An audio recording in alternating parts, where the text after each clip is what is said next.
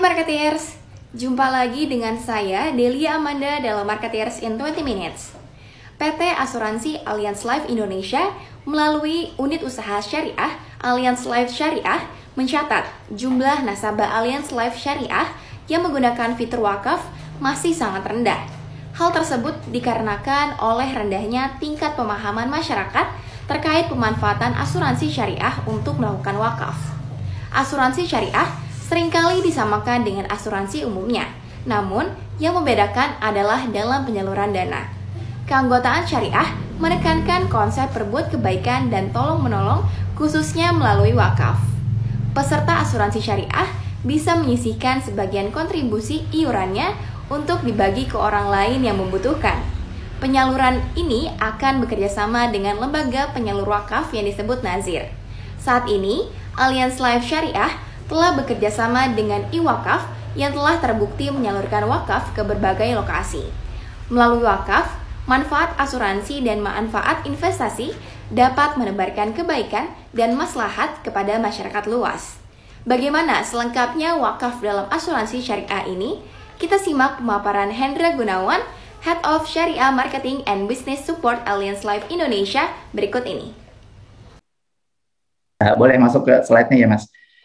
Yang pertama, sebenarnya kalau kita bicara asuransi syariah, saya yakin teman-teman media dan juga termasuk banyak masyarakat umum gitu ya, masyarakat awam sudah banyak mendengar kata-kata ini gitu ya, kalau kita bicara asuransi syariah.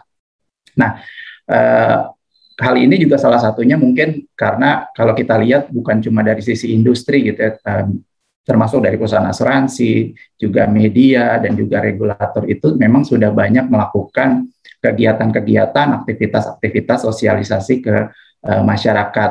Nah, cuma kita melihat sendiri bahwa sepertinya aktivitas atau kegiatan-kegiatan sosialisasi ini belum secara masif menjangkau masyarakat-masyarakat secara lebih luas gitu di Indonesia, sehingga ketika dikonfirmasi apakah pernah mendengar kata-kata asuransi syariah, maka jawabannya iya. Tapi ketika ditanyakan lebih lanjut mengenai apa itu asuransi syariah, jawaban yang paling simpelnya adalah asuransi syariah mah sama aja dengan asuransi konvensional. Boleh masuk ke slide saya, Pak. Jadi ketika kita mengkonfirmasi asuransi syariah dan konvensional itu apa bedanya sih? Nah, mayoritas akan menjawab masyarakat awam sama aja lah syariah sama konvensional. Jadi asuransi yang ditambahin kata-kata syariah jadinya asuransi syariah. Tapi pada prinsipnya kedua asuransi tersebut sama-sama bayar premi juga, kemudian sama-sama juga mendapatkan uang pertanggungan apabila terjadi musibah atau risiko. Yang berbeda hanya istilahnya aja gitu ya. Kalau teman-teman tadi beberapa kali disampaikan oleh Pak Yoga, ada bahasa kontribusi, Bu Karin juga sama, ada bahasa kontribusi. Jadi sama, masyarakat Indonesia juga, masyarakat awam gitu masih ngelihatnya sama aja lah, sama-sama premi. Kalau di konvensional, kalau di syariah istilahnya premi itu dirubah jadi kontribusi, kemudian di akhir kalau kena resiko ada uang pertanggungan. Kalau di syariah bahasanya diganti jadi asuransi.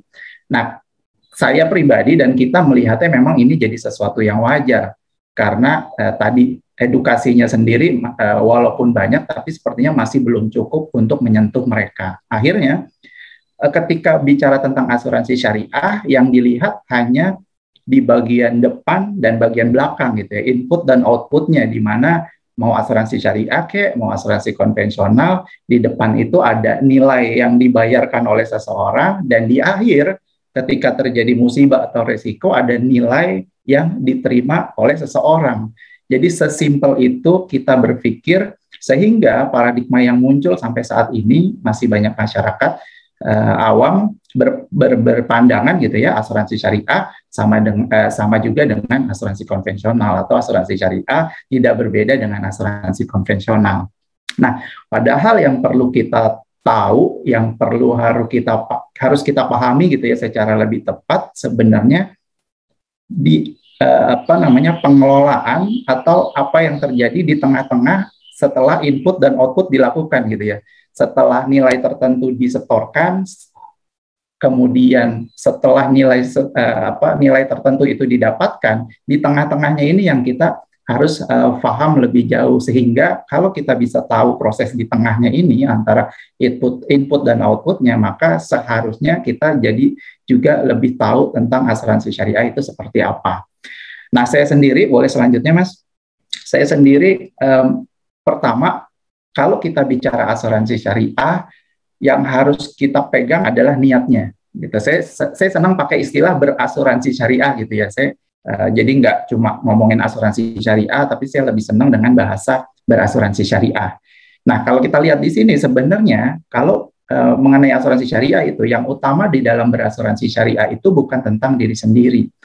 Kalau kita bicara asuransi, kalau rekan-rekan media atau teman-teman media yang hadir di forum ini gitu ya, di workshop ini, ketika mendengar kata asuransi, termasuk saya juga beberapa tahun yang lalu, maka yang akan terpikir yang ada di kepala saya adalah mengenai bagaimana kalau saya sakit ya, bagaimana kalau saya kena resiko, atau bahkan bagaimana kalau saya meninggal dunia. Jadi mendengar kata asuransi, pasti korelasinya, hubungannya itu bicara tentang saya. Bagaimana jika saya A, B, C, dan E, dan seterusnya yang terkait sama resiko. Bagaimana nanti ahli waris saya, anak istri saya sebagai pencari nafkah kalau tiba-tiba kena resiko atau meninggal dunia gitu ya, bagaimana dengan kesejahteraan mereka, bagaimana cara mereka melanjutkan hidup. Jadi kalau bicara asuransi, yang muncul di kepala kita adalah bagaimana tentang saya. Jadi egonya bermain gitu ya, ego kita yang muncul ketika ngomongin asuransi. Gimana gua ya, gimana saya ya kalau nanti sesuatu terjadi. Nah, teman-teman sekalian, berbeda banget dengan asuransi syariah. Karena berasuransi syariah itu intinya adalah bukan tentang saya, bukan tentang diri sendiri, tapi bagaimana kita bisa saling membantu untuk mempertahankan kesejahteraan bersama. Ini penting banget nih, ini yang jadi pembeda. Kalau tadi di awal saya cerita mau ikut asuransi, itu adalah bagaimana tentang saya. Kalau saya begini, kalau saya begitu. Tapi ketika kita ngomongin asuransi, saya nggak ngomongin saya. Begitu terpikir tentang asuransi, makanya saya pikirkan bagaimana ya kalau di luar sana, kalau ada orang-orang di luar sana, kalau dia mengalami resiko. Bagaimana ya kalau seandainya orang-orang di luar sana pencari nafkahnya meninggal dunia.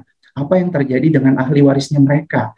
Apa yang terjadi dengan kesejahteraannya mereka? Apa yang terjadi dengan kondisi keuangannya mereka? Jadi yang dibicarakan bukan saya, tapi Anda, tapi mereka. Ini niat pertama yang berbeda, karena kan sesuatu itu, ketika kita mau melakukan sesuatu itu tergantung dari niatnya ya. Nah, ini poin pertama yang paling penting, yang harus kita perhatikan, yang harus kita mengerti mengenai asuransi syariah.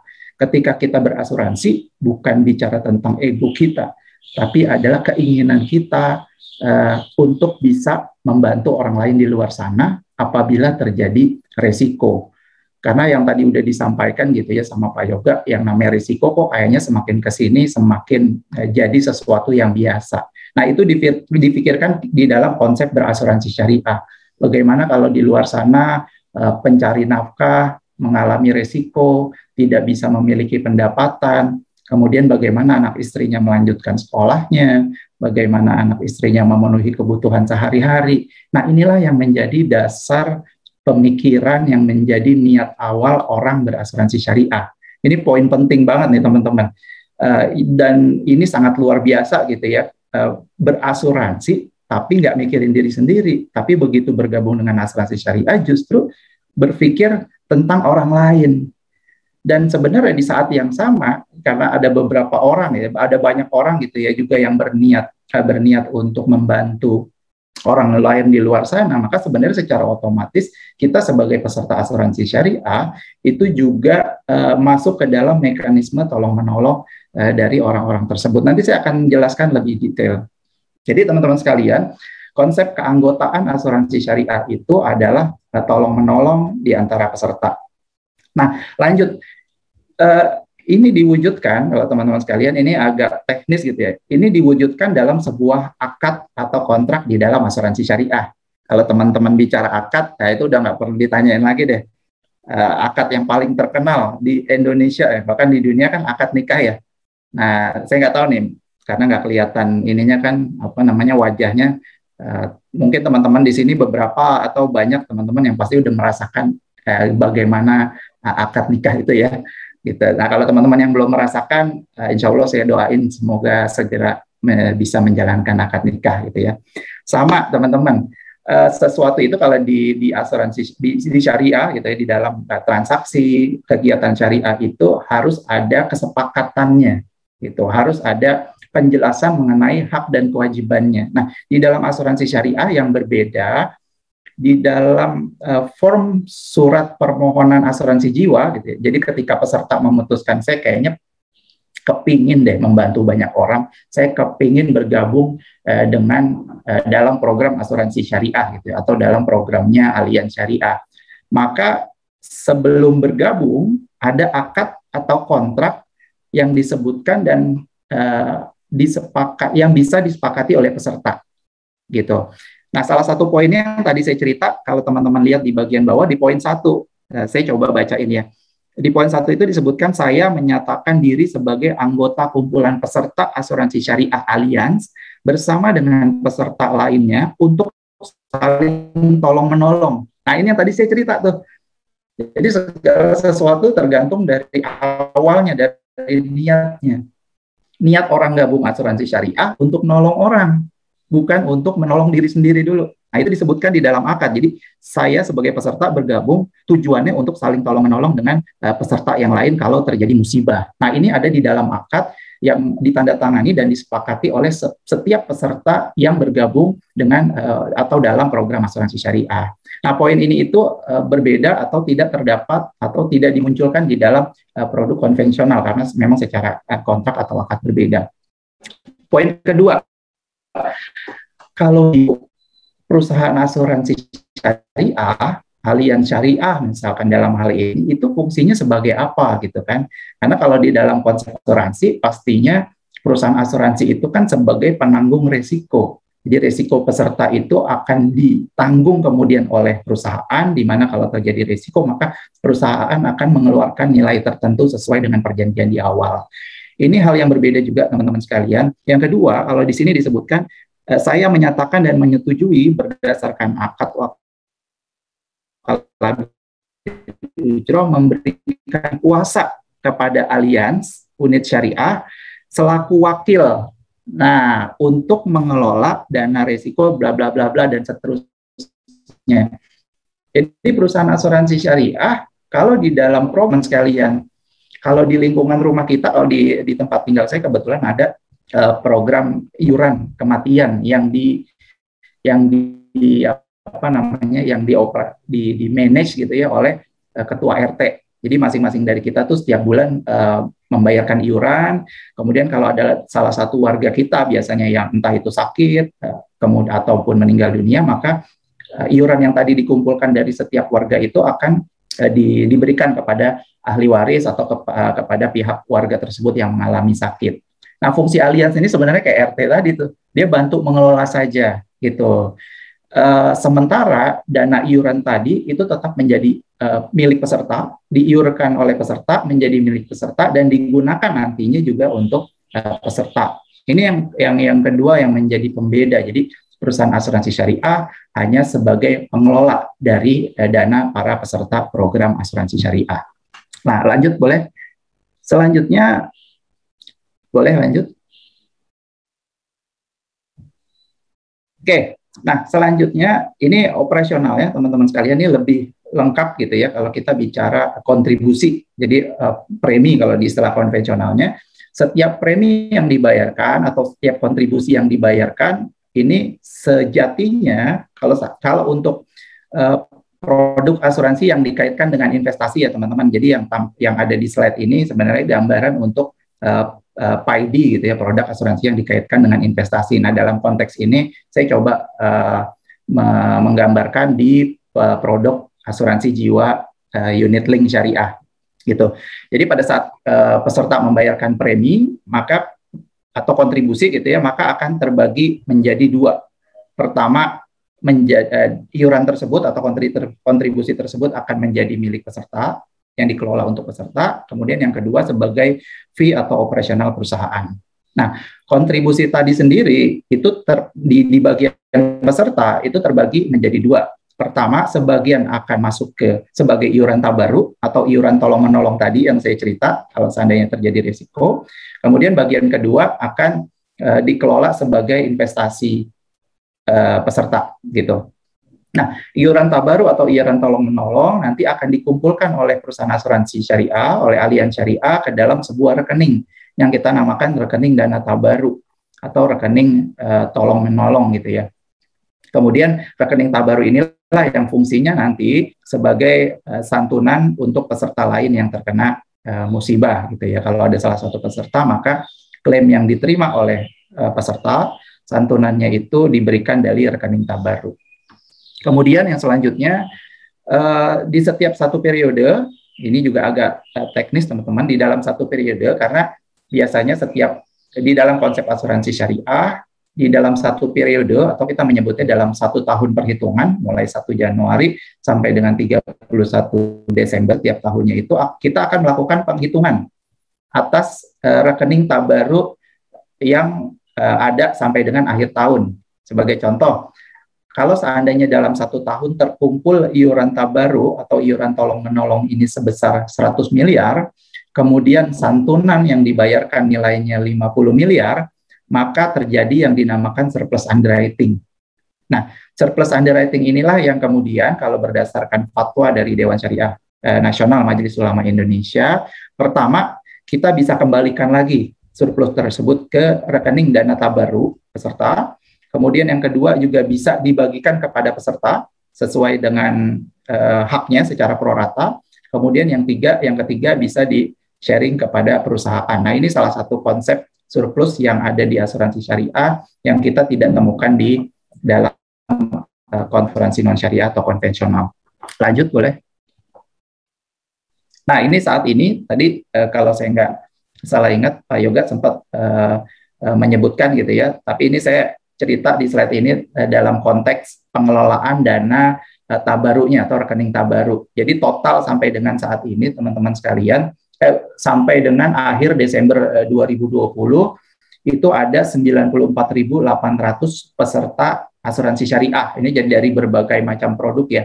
Ada Alicia Protection Plus, kemudian Allianz Tasbih, dan juga program-program yang lainnya.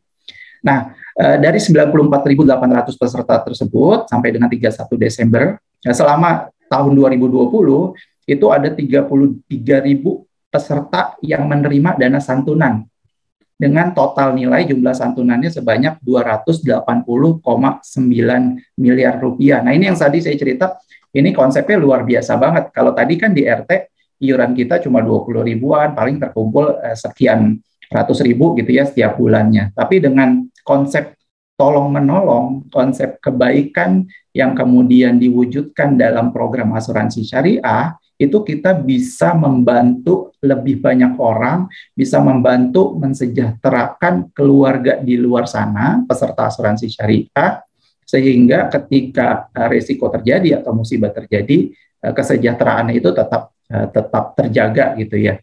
Bayangkan teman-teman, kita selama 2020 itu ada 33.000 orang yang ditolong oleh di antara 94.800 orang. Jadi secara konsep ini luar biasa banget ya. Kayak misal kalau saat ini misalkan Mbak Selvin gitu ya. Mbak Selvin punya asuransi nggak Mbak Selvin? Mau tanya nih. Punya Pak. Saya peserta asuransi juga loh Pak. Oh ya, waduh, alhamdulillah. Berarti kalau habis ini kayaknya mau tambah lagi ya Mbak Selvin ya? Langsung tambah fitur wakaf. Mantap. Mbak Selvin, kalau saat ini Mbak Selvin jadi peserta asuransi syariah, sebenarnya dengan konsep ini kan kalau teman-teman lihat di depan ya, dari total 94.000 ada 33.000 nih. Pertanyaannya yang 94.000 kenal nggak sama yang 33.000? Dia tahu nggak 33.000 orang yang menerima santunan itu siapa saja, ada di mana saja, nggak tahu teman-teman sekalian. Nah, dengan berasuransi syariah, kalau saya tadi contohin Mbak Selvin ini lagi duduk nih, lagi jadi MC, lagi ngeliatin saya ngomong sekarang. Bisa jadi di saat yang sama, di detik yang sama, di waktu yang sama, iuran Mbak Selvin yang disetorkan secara rutin itu sebenarnya lagi nolong orang nih. Entah itu orangnya ada di mana, entah itu siapa. Bisa jadi Mbak Selvin ini iurannya lagi menolong ahli waris yang pencari nafkahnya sakit, yang pencari nafkahnya meninggal. Dan secara tidak langsung sebenarnya Mbak Selvin itu udah melakukan kebaikan yang sangat dahsyat banget. Karena Mbak Selvin berperan dalam menjaga kesejahteraan orang-orang yang ada di luar sana yang menjadi peserta asuransi syariah. Sama juga sebaliknya teman-teman. Kalau misalkan kita berasuransi syariah, menjadi peserta asuransi syariah, kemudian kita mengalami resiko, secara tidak langsung sebenarnya kita ini lagi ditolong sama orang-orang di luar sana yang kita nggak tahu siapa, yang kita nggak tahu dia ada di mana, pekerjaannya apa, dan lain sebagainya itu kita nggak tahu. Tapi orang di luar sana sama dengan kita. Mereka berniat untuk menolong orang dan akhirnya manfaatnya kita rasakan. Lanjut Mbak Selvin. Oke. Nah, ini saya ambil quote dari Oprah Winfrey yang menurut saya keren banget ya. Karena kata dia tuh, membantu orang lain adalah cara kita membantu diri kita sendiri. Jadi, dengan berasuransi syariah, kita bisa memaksimalkan kebaikan dan juga bahkan bisa menambah kebaikan. Kenapa menambah kebaikan? Lanjut, Mas, boleh. Nah, saya mau masuk ke wakaf nih. Nah, ini yang menarik. Betapa dahsyatnya tadi ya, kalau teman-teman dengar cerita saya di awal, betapa dahsyatnya konsep asuransi syariah memberikan kebaikan kepada banyak orang. Tapi ternyata ada juga masih banyak orang yang mempertanyakan, oke deh, gue sepakat asuransi syariah itu keren banget, konsepnya itu bagus banget, tapi ada sayangnya katanya. Loh, sayangnya apa saya bilang? Sayangnya di dalam konsep asuransi syariah itu kan cuma bisa ngebantu peserta aja, peserta asuransi syariah kan. Kan pertanyaannya gini, wah ini konsepnya keren nih asuransi syariah. Tapi kalau dia nggak mampu secara finansial, nggak punya uangnya, bisa nggak bergabung di komunitas ini? Kan nggak bisa. Bisa nggak seseorang ketika dia tidak dalam kondisi sehat bergabung ke dalam asuransi syariah? Jawabannya enggak. Ya kan? Makanya menurut saya, oh iya juga ya, masuk akal juga ya. Konsep asuransi syariah itu bisa nolong orang, tapi terbatas kepada lingkungannya sendiri, dalam hal ini peserta asuransi syariah. Jadi pertanyaan selanjutnya, dengan berasuransi syariah, sebenarnya bagaimana dengan orang-orang lain yang ada di luar sana? Kita bisa nolong juga nggak? Pertanyaan kedua, bisa nggak kalau kita juga berkontribusi terhadap mereka? Ini pertanyaan teman saya nih, yang bilang asuransi syariah itu bagus, cuma belum sempurna bagusnya. Karena cuma nolong di kalangannya mereka, di inner circle-nya mereka gitu ya. Sementara di luar sana, banyak orang yang sebenarnya butuh dibantu. Maka jawaban sederhana, jawaban singkatnya adalah ada. Dengan berasuransi syariah, kita juga bisa membantu banyak orang di luar sana yang mereka tidak bisa bergabung menjadi peserta asuransi syariah. Dengan berasuransi syariah, kita bisa berkontribusi terhadap mereka juga yang ada di luar sana. Gimana caranya? Lanjut, Mas. Cara tidak lain dan tidak bukan teman-teman sekalian melalui wakaf manfaat asuransi dan manfaat investasi asuransi syariah. Lanjut dulu boleh. Di tahun 2016 teman-teman sekalian, setelah banyak diskusi dan lain sebagainya, akhirnya Dewan Syariah Nasional Majelis Ulama Indonesia mengeluarkan fatwa. Fatwa wakaf manfaat asuransi dan manfaat investasi pada asuransi jiwa syariah. Yang pada intinya fatwa ini menjelaskan bahwa seseorang atau peserta asuransi syariah bisa juga memberikan kebaikan kepada pihak di luar sana dengan cara apa? Dengan cara mewakafkan sebagian dari santunan asuransinya untuk diwakafkan, atau bisa mewakafkan santunan dan juga yang dimiliki oleh seseorang untuk diwakafkan. Lanjut boleh? Oke. Nah, teman-teman sekalian, kenapa sih fitur wakaf itu muncul? Salah satunya karena pendapat ini, teman-teman. Game, gitu ya. Tadi Mbak Selvin, kalau nggak salah, udah sempat menyampaikan juga. Jadi kalau ngomongin tentang wakaf, bicara tentang wakaf, maka 3M ini nih yang muncul. Masjid, madrasah, makam. Artinya gini, simpelnya itu, saat ini orang berpikir, kalau bicara tentang wakaf, yang teringat adalah, atau yang menjadi dasar adalah, waduh, kalau saya mau berwakaf, berarti saya harus udah punya aset dulu nih yang cukup. Jadi secara finansial saya harus kuat. Kenapa? Karena yang namanya berwakaf itu nilainya pasti harus besar. Kalau saya pengen bangun masjid, paling itu 1 miliar misalkan. Kalau saya pengen bangun pesantren, wah berarti saya juga punya duit sekian banyak. Atau saya pengen menyediakan lahan gitu ya sebagai makam, maka berarti saya juga harus punya lahan, punya tanah yang besar gitu kan. Nggak mungkin wakaf untuk makam kita cuma sediain 10 meter persegi gitu ya. Itu kan nggak bisa buat orang banyak. Itu yang ada buat diri sendiri, walaupun mungkin bisa, tapi dampaknya mungkin nggak akan terlalu besar. Sehingga mindset inilah yang salah satunya menjadi penghambat wakaf ini bisa berkembang. Karena masih berpikir bahwa aset saya masih terbatas, maka saya nggak bisa melakukan wakaf. Nah, dengan wakaf manfaat asuransi syariah, boleh lanjut, maka sebenarnya atau sejatinya kita itu bisa tanpa perlu menunggu memiliki aset yang besar, satu. Dan kita bisa juga mulai merencanakan berwakaf dengan cara mencicil gitu ya. Jadi 2 hal nih. Dengan manfaat asuransi jiwa, wakaf manfaat asuransi dan manfaat investasi asuransi jiwa syariah, maka saya bisa mulai merencanakan wakaf tanpa perlu harus memiliki aset besar, dan saya bisa mulai melakukan wakaf dengan setoran yang tidak besar gitu. Nah, secara umum kurang lebih kayak gini teman-teman gambarannya. Jadi tadi yang saya ceritakan, sebagian dari santunan asuransi kalau menurut fatwa, santunan asuransi yang diberikan maksimum 40% saja yang bisa diwakafkan. Jadi kalau ada seseorang peserta asuransi syariah, dia memiliki santunan asuransi atau uang pertanggungan, kalau di konvensional itu 1 miliar, maka jumlah maksimum yang boleh diwakafkan adalah 45%. Sementara 50% itu akan diterima oleh ahli waris. Kemudian yang kedua, ini ada typo ya. Yang kedua dari manfaat investasi, jadi bukan santunan asuransi, tapi manfaat investasi, kalau berdasarkan fatwa, 1/3 dari manfaat investasi yang kita punya, yang kita peroleh itu yang boleh diwakafkan maksimal. Dan sisanya 2/3 tetap harus didistribusikan kepada ahli waris atau keluarga dari peserta asuransi syariah. Nah, ini yang menjadi ketentuan dasar dari fatwa tersebut. Dari 45% dan juga 1/3 inilah kemudian yang tadi saya cerita, ahli waris itu nantinya bisa menjalankan ibadah wakaf dengan mempercayakan kepada lembaga wakaf atau nazir untuk kemudian dipilih program wakaf apa yang diinginkan. Nah, ini yang tadi saya cerita teman-teman di awal. Asuransi syariah cuma buat peserta sendiri aja, bisa nggak bisa berperan buat orang lain? Ini konsep ini teman-teman. Dengan 45% yang tadi kita wakafkan, nanti Pak Yusuf akan cerita banyak tuh programnya apa.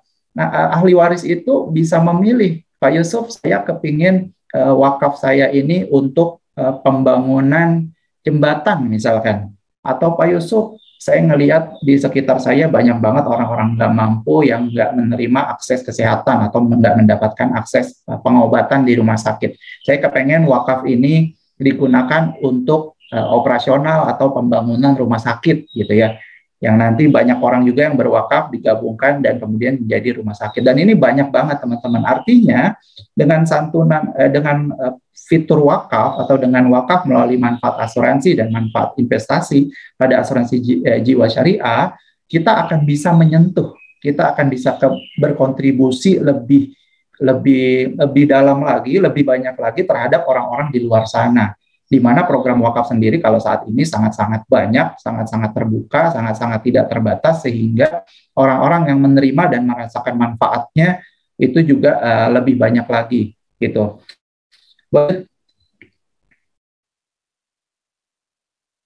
Di slide selanjutnya.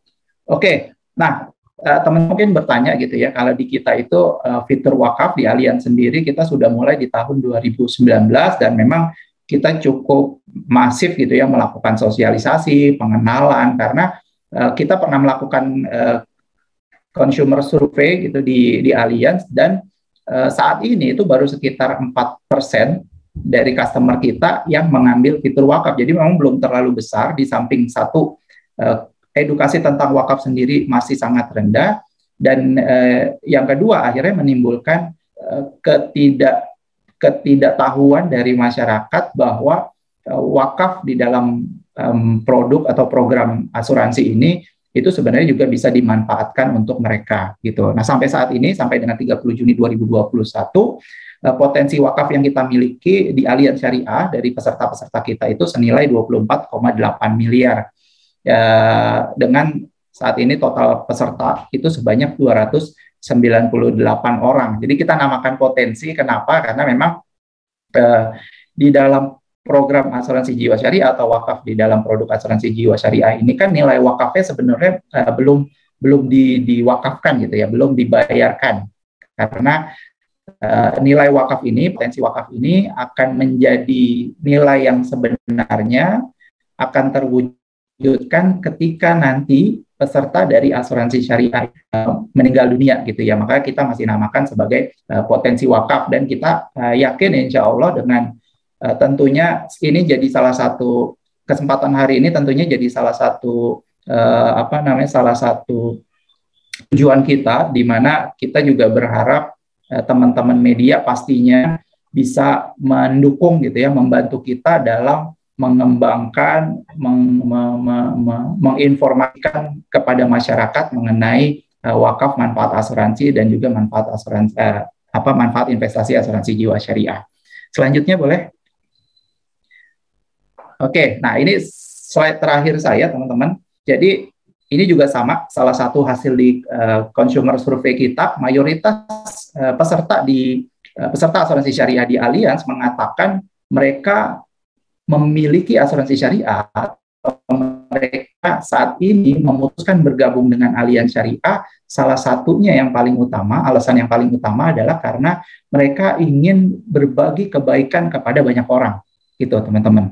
Jadi sebenarnya dengan berasuransi syariah itu dari paparan yang tadi saya sampaikan, ada 3 hal utama yang bisa kita dapatkan. Pertama, teman-teman, dengan berasuransi syariah artinya kita telah berbuat kebaikan dengan meringankan beban peserta lain yang mengalami risiko sakit, kecelakaan, cacat, ataupun meninggal dunia, dan telah berkontribusi dalam mempertahankan kesejahteraan bersama. Dahsyat banget teman-teman. Yang kedua, dengan berasuransi syariah juga artinya kita telah mempersiapkan diri untuk melindungi diri kita dan pastinya keluarga apabila musibah yang tidak diharapkan menghampiri. Dan yang terakhir, yang paling dahsyat, yang paling luar biasa menurut saya, karena ini adalah peran langsung kita kepada masyarakat, bukan cuma kepada sesama peserta asuransi syariah, yaitu dengan berasuransi syariah, melalui wakaf, manfaat asuransi, dan manfaat investasi, artinya kita telah melakukan kebaikan dan maslahat kepada masyarakat luas. Nah, itu kurang lebih sharing saya pertama. Terima kasih. Sebelumnya saya kembalikan kepada MC Mbak Selvin. Sari Ayu Putih Langsat Facial Foam membersihkan dan membantu mengangkat sel kulit mati secara optimal. Sari Ayu Marta Tilaar. Sari Ayu Putih Langsat Facial Foam membersihkan dan membantu mengangkat sel kulit mati secara optimal. Sari Ayu Marta Tilaar. Marketeers, dengan menggunakan fitur wakaf yang ada di Allianz Life Syariah, kita dapat ikut berkontribusi menyebarkan kebaikan. Manfaat asuransi serta investasi yang kita lakukan dapat menolong masyarakat luas. Bagaimana menurut Anda? Saya Delia Amanda undur diri, sampai bertemu di episode selanjutnya.